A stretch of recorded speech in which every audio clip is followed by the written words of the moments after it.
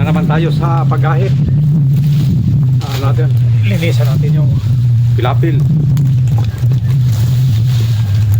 So, yung nalinisan namin, magmula na doon hanggang dito, papunta doon. Dito to sa tres, sa extension na tres. Gahitan natin. Tingnan natin. Mag-apat yun to, gahitan. Dipyohan. Gahitan kita na lakas sa ganito sa 4 ra. Kita na pa yung sa tres. Sa tres pagang tungod. Gahitan mo ra. Si Bongbong gagahit to. Rudi nga manghod. Bulik. Tapos panagas ay diretso sa gagahiton.